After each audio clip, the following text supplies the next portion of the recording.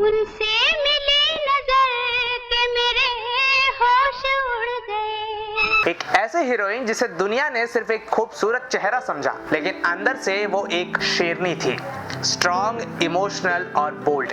बॉलीवुड की silver screen पर जब सायरा बानो चली तो खुद चांद भी शर्मा गया।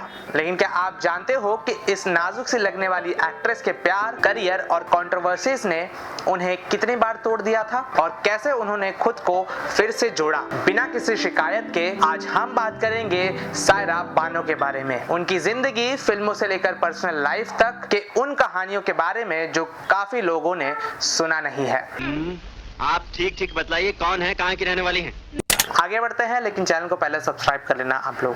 सायरा बानो का जन्म 23 अगस्त 1944 को हुआ था मसूरी में। उनकी मां एक फिल्म एक्ट्रेस थी, जिनकी वजह से सायरा को सिनेमा का जुनून विरासत में मिला। लेकिन बचपन स्विट्जरलैंड में गुजरा, जहां वो एक कॉन्वेंट स्कूल में पढ़ाई करती थी। विदेशी एनवायरनमेंट में रहते हुए भी दिल पूरा हिंदुस्तानी था।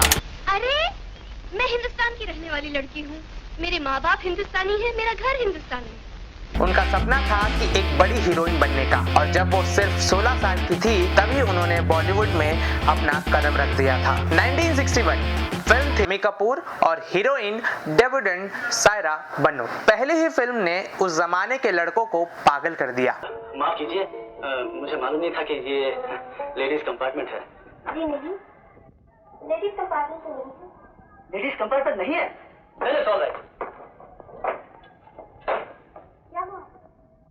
खूब याद है, मैं तो जा ही नहीं रहा हूँ। माला जा रही है। सायरा बानो, उनकी ब्यूटी, अदाएं और ऑन स्क्रीन एलिगेंस ने उन्हें एकदम टॉप एक्ट्रेस में ला खड़ा किया। उसके बाद तो जैसे हिट्स की बारिश हो गई हो। ब्लफ मास्टर, आई मिलन की बेला, पड़ोसन, अ कल्ट कॉमेडी क्लासिक जिसमें उनका कॉमिक टाइमिंग राजेंद्र नाथ और किशोर कुमार के साथ कमाल का था। विक्टोरिया नंबर 203 कमर्शियल ब्लॉकबस्टर, शागिर्द, हेरा फेरी, गोपी, सगीना, बैराग, हर जॉनर में सायरा ने अपना रंग दिखाया। 60s और 70s के दौर में जब हीरोइंस को बेचारी, सुशील और घरेलू दिखाया जाता था, एक लड़की स्क्रीन पे आई जो मॉडर्न थी, ग्लैमरस थी और अपनी अदाओं से स्क्रीन को ही नहीं पूरी सोच को चैलेंज कर रही थी।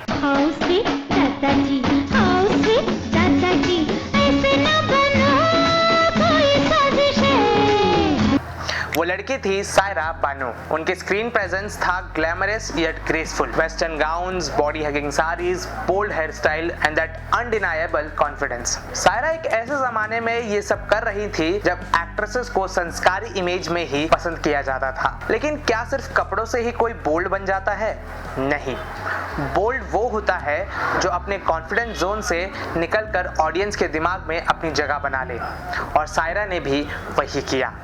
सायरा बानो ने सिर्फ कपड़े नहीं, रोल्स बोल्ड किए। एग्जाम्पल के तौर पे फिल्म पड़ोसन एक सिंपल स्टोरी थी, लेकिन सायरा ने उसमें एक confident, outspoken, flirty yet lovable लड़की का रोल किया। वो किसी के पीछे नहीं भाग रही थी, लड़के उनके लिए compete कर रहे थे। That itself was a power shift। जहां उस जमाने के फिल्मों में ये होता था कि लड़कियां पागल होती थी हीरो के पीछे, लेकिन इस फिल्म में हुआ उल्टा, लड़की के लिए लड़का पागल था। गुरु, ये तो बता, तुझे वो लड़की मिली कहाँ? गुरु, मेरी भाभी के घर के सामने रहती है। फिर तो तुम्हारा काम बन गया। एक वैसा ही रोल था विक्टोरिया नंबर 203 फिल्म में, जो कि 1972 में रिलीज हुई थी। उनका कैरेक्टर था स्ट्रीट स्मार्ट, थोड़ा चंचल, थोड़ा चालू, एक ऐसा रोल जो पहले मेल एक्टर्स के लिए लिखा जाता था।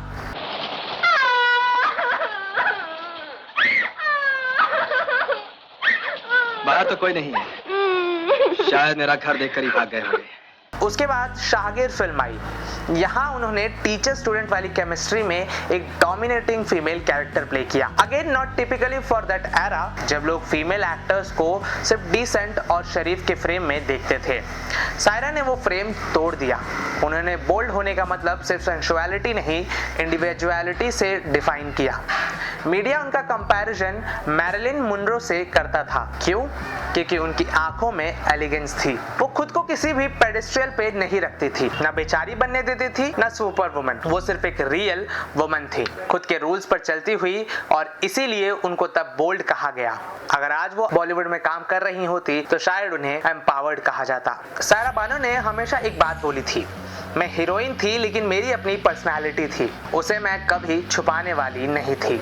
और यही उनकी बोल्डनेस थी, अपने आप से, अपनी सोच से और कभी भी कॉम्प्रोमाइज ना करना। अब मैं आपकी खिदमत में ये अर्ज करूंगा कि इजहार मोहब्बत का बेहतरीन तरीका कौन सा है। सायरा बानो की पर्सनल लाइफ का सबसे बड़ा हाईलाइट था उनका प्यार, उनकी devotion for the one and only Dilip Kumar.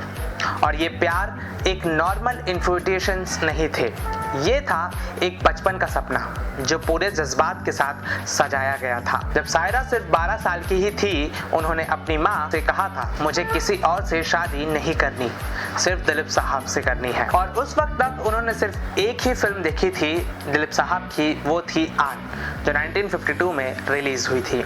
मैं तो 12 बरस की उम्र से जानती थी कि मेरा निकाह यूसुफ साहब से होगा, क्योंकि मैंने ये ठान ली थी, ये बात ठान ली थी 12 बरस की उम्र में कि अगर मैं निकाह करूंगी और अगर मैं शादी करूंगी किसी से तो इंशाअल्लाह वो यूसुफ खान से ही होगी।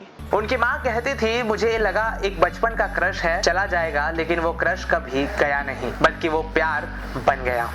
और सुना हुआ था कि देवानंद साहब हैं, राज कपूर साहब हैं, जिनका जिक्र था हमारी ज़िंदगी में, सुनी हुई बातें थी कि दे आर मेजर स्टार्स।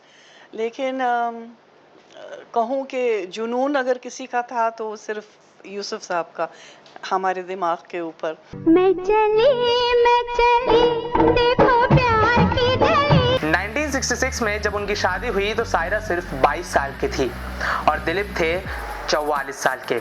22 साल का एज गैप, जिसके बारे में मीडिया ने बहुत कुछ लिखा, बोला, स्पेकुलेट किया, लेकिन सायरा के लिए वो गैप सिर्फ एक नंबर था। उनका कहना था, मैं एक हीरो के साथ नहीं, एक इंसान के साथ जी रही हूँ, जिनके लिए मेरी इज्जत, मेरी मोहब्बत सब कुछ है। लेकिन हर फेयरी टेल में एक अंधेरा कोना होता है। 1970 के एंड तक उनकी शादी में पहली बार तूफान आया। दिलीप कुमार के अफेयर्स आसमा रहमान के साथ। आसमा एक हैदराबाद की औरत थी जिनके साथ दिलीप साहब का कुछ वक्त गुजरा। शादी तक करने की बात चली, मीडिया में हंगामा मच गया, हेडलाइंस चिल्ला चिल्ला कर कह रही थी the end of an golden marriage. लेकिन सायरा ने क्या किया? कुछ भी नहीं। उन्होंने पब्लिक में कभी एक शब्द तक नहीं कहा, ना किसी पे इल्जाम लगाया, ना कोई स्टेटमेंट दी। उनका प्यार उन्होंने कैमरा के सामने प्रूव नहीं किया, उन्होंने उसे घर के अंदर जिंदा रखा। दिलीप कुमार ने बाद में खुद एक्सेप्ट किया अपने ऑटोबायोग्राफी में कि आसमा के साथ रिलेशन उनका सबसे बड़ा गलत फैसला था और सायरा बानो को फॉरगिव कर देना उनकी जिंदगी का सबसे बड़ा ब्लेसिंग। उनका रिश्ता समय के साथ और गहरा होता गया। जब दिलीप साहब पार्किंसंस और अल्जाइमर से जूझ रहे थे, तब सायरा ने अपने आप को एक नर्स, एक केयर गिवर और एक प्रोटेक्टर में बदल दिया। डॉक्टर्स के अपॉइंटमेंट्स, हॉस्पिटल स्टेज, दवाइयाँ, स्लीपलेस नाइट, सायरा बानो ने उनका एक पल के लिए भी हाथ नहीं छोड़ा। मीडिया पूछती थी, आप खुद थक नहीं जाती? और उनका जवाब होता था, मैं थक जाऊं तो क्या हुआ, उनका साथ है तो सब कुछ है। 2021 में जब दिलीप कुमार ने दुनिया छोड़ दी तो सायरा ने सिर्फ एक पति नहीं, अपना सब कुछ खो दिया। उनकी आंखों में आज भी वो दर्द दिखता है, लेकिन उनकी लॉयल्टी की मिसाल बॉलीवुड में आज तक कोई नहीं तोड़ सका।